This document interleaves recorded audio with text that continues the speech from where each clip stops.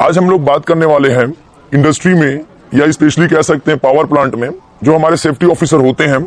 उनके ड्यूटी किस तरीके से होते हैं, या फिर यूं कह सकते हैं कि एक हमारा जो पावर प्लांट होता है जो अलग अलग स्टेजेस में वहां पर वर्क होते हैं, किस तरीके से पावर प्रोडक्शन होते हैं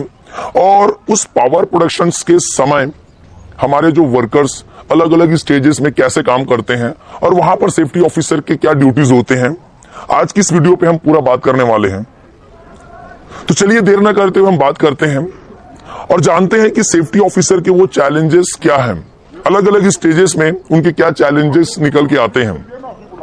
फ्रेंड, अगर हम बात करें कि इंडस्ट्री की एक पावर प्लांट की हम बात करें, सबसे पहले तो ये जानना जरूरी कि पावर प्लांट होता क्या है, पावर प्लांट में किस तरीके के काम होते हैं। पावर प्लांट की अगर हम बात करें तो पावर प्लांट जहां पर हम पावर प्रोडक्शन करते हैं, जहां पर इलेक्ट्रिक जनरेट की जाती है। अब उस इलेक्ट्रिक को जनरेट करने के लिए हमें अलग अलग बहुत सारे यूनिट्स की जरूरत पड़ती है, जिसमें सबसे बड़ा पार्ट होता है हमारा बॉयलर का। बॉयलर एक तरीके का वेसल टैंक होता है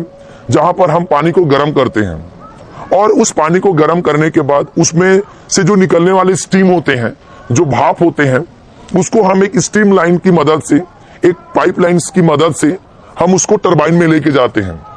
और क्या करते हैं वहां पर टरबाइन में उसको जनरेटर की मदद से उसको घुमाया जाता है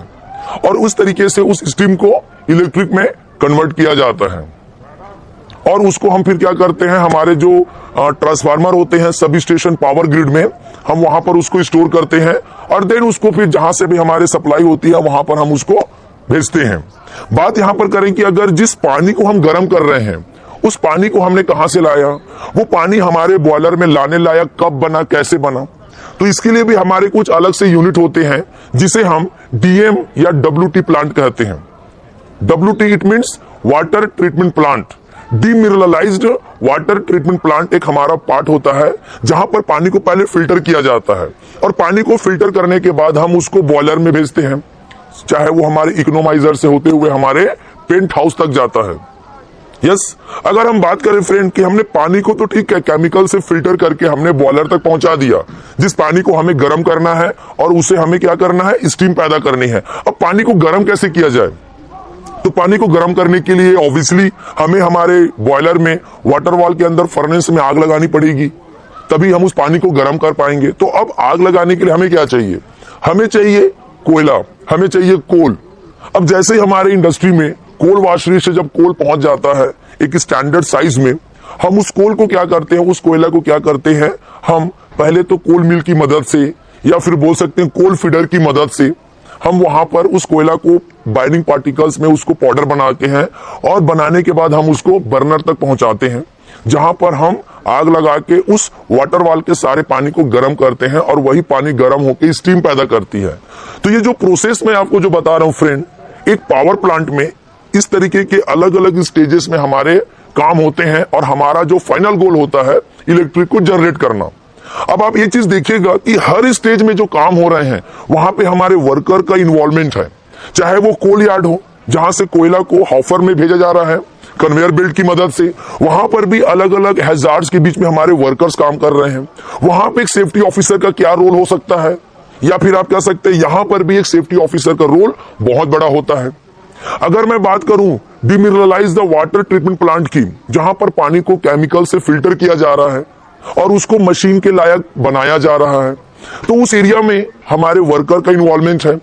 वहां पर भी एक सेफ्टी ऑफिसर ये चेकआउट करेगा कि किसी भी केमिकल से क्लोरिनेशन हाउस में हमारे कोई वर्कर्स ऑक्यूपेशनल इलनेस या डिसीज का शिकार ना हो जाए, केमिकल हैजार्ड्स के संपर्क में ना आ जाए। ये चैलेंजेस आते हैं, इसके लिए सेफ्टी ऑफिसर अपने आप को तैयार करता है।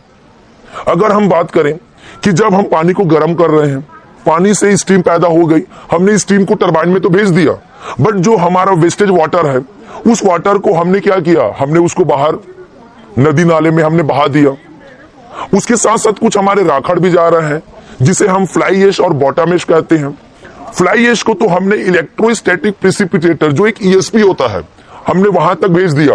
और वहां से वो आगे हमारे साइलो में चला जाता है और वही साइलो से वो फ्लाई ऐश को हम क्या करते हैं, जो हमारे ऐश ब्रिक्स इंडस्ट्रियां होती जहां पर ईंटें बनाई जाती हैं वहां तक हम उसको शिफ्ट कर देते हैं। तो ये जो स्टेजेस की हम बात कर रहे हैं, यहां पर भी सेफ्टी ऑफिसर का अपना एक बहुत बड़ा रोल होता है।